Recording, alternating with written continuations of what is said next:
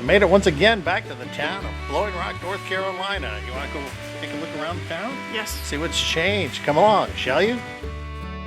Thank you for tuning in for this trip to the North Carolina mountains and the small but amazing town of Blowing Rock in the high Appalachians. The centerpiece of this beautiful mountain village is its memorial park, replete with carefully managed gardens, attended to by both the town as well as members of the Blowing Rock Garden Club, which is represented by this bronze sculpture.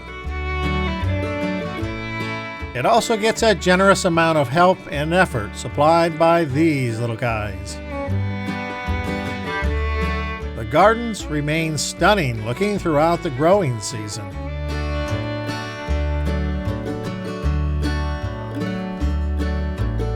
This is the town's War Memorial, commemorating town members that gave their lives in conflict since World War I. Right next to the park is this small, white clapboarded cottage with a historical marker commemorating Stoneman's raid.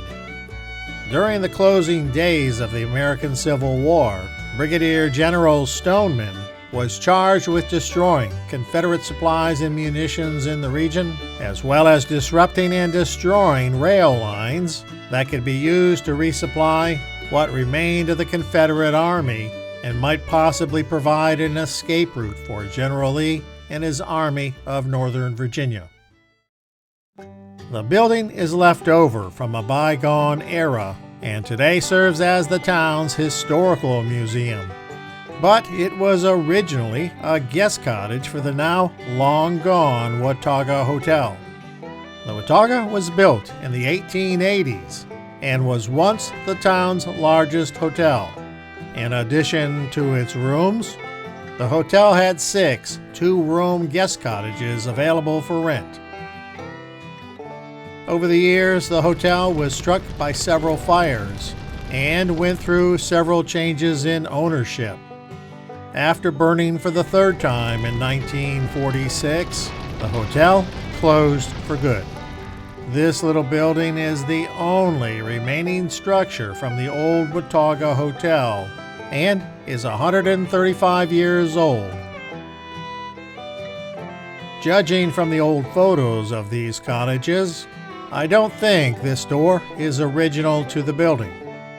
I think it was added later when the town decided to use the structure as a museum.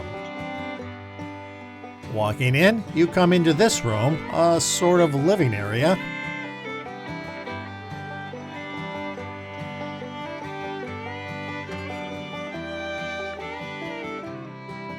Here's some information on the Mayview Manor, another popular but now long gone Blowing Rock Hotel. Some early photos of the Green Park Inn, which is still here. Some early explorers sitting atop the Blowing Rock. The green door on the right was most likely the sole entrance to the cottage when originally built. This gives one an idea of what the bedroom area likely looked like back in the day.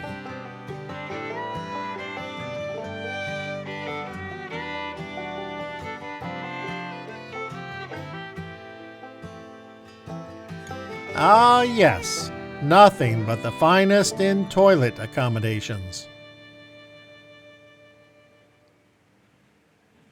Some more information on the old Watauga Hotel. Just over 125 years ago, where Memorial Park stands today, the first major hotel in Blowing Rock was constructed. From 1885 to 1889, the Watauga Hotel was the largest and most luxurious hotel in the area and was the mainstay of most of the early visitors to the growing mountain resort. Here's what the early hotel looked like in the early 1900s. Here you can see both the main hotel as well as the guest cottages here on the left. Lots of knickknacks and other odds and ends from the town's various inns and hotels that existed over the years. This says the windlass came from the town's original well, which was located on South Main Street near the corner of the Blowing Rock Hotel. Made from hand-hewn walnut, it dates to the early 1800s. A menu from the now-gone Farmhouse Inn, which was torn down in 1999. Some old room keys. The town is a treat to stroll around and enjoy interesting sights around every corner. Here's a part of the old Martin House which has been repurposed into boutiques and shops. It also features a great little courtyard where you can sit and enjoy a bite to eat while taking in the cool weather and sunshine.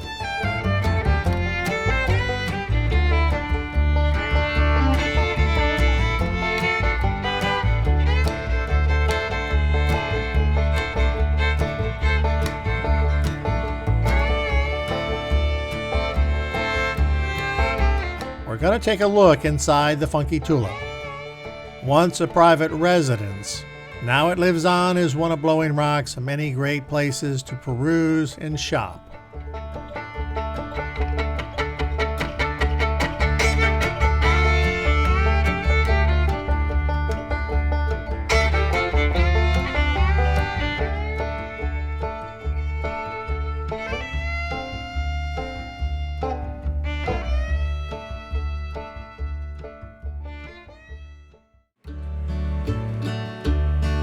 Only a few feet further down the street is another cozy courtyard,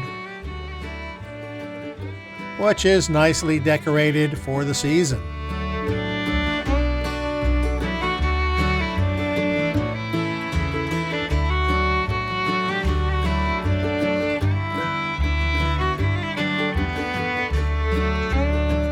A bit further up on the opposite side of the road is the South Market, a collection of boutiques and unique shops.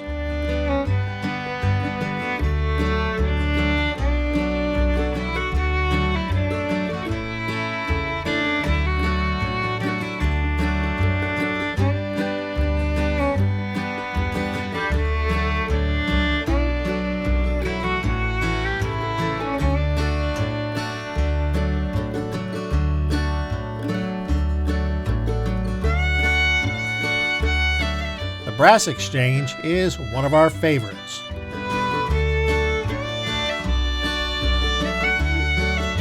They already have Christmas decorations.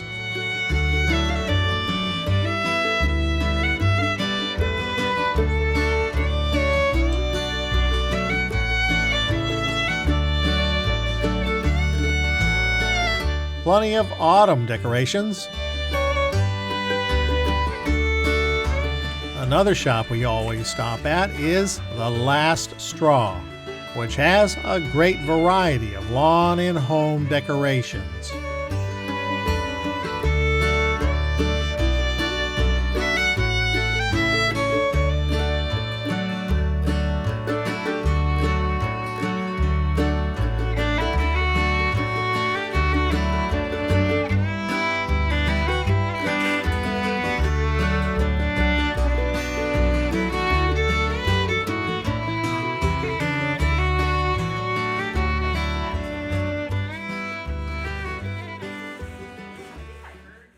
Of course, a trip to Blowing Rock, North Carolina wouldn't be complete without a trip to the Mast General Store here in Valle Crusis.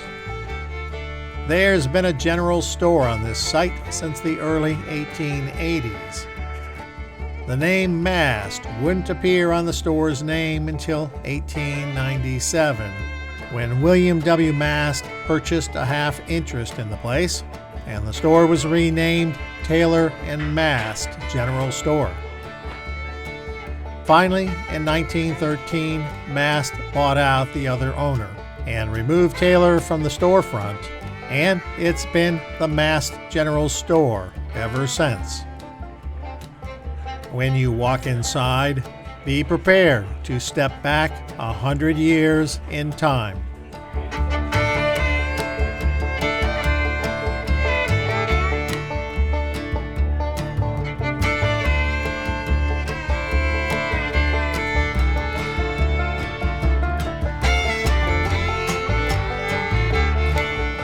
Back in the corner, I found this old hand crank cash register.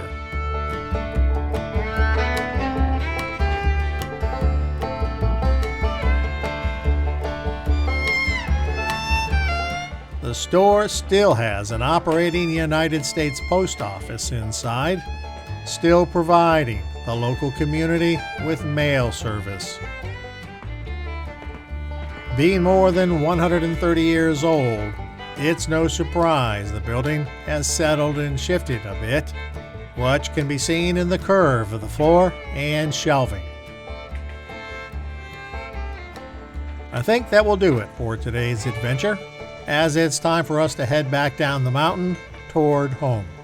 Enjoying the cooler temperatures of the mountains and seeing amazing places like this makes for an enjoyable trip. I hope you enjoyed tagging along with us today. Until the next time, remember, life is a journey. Enjoy the ride, and thank you so much for watching.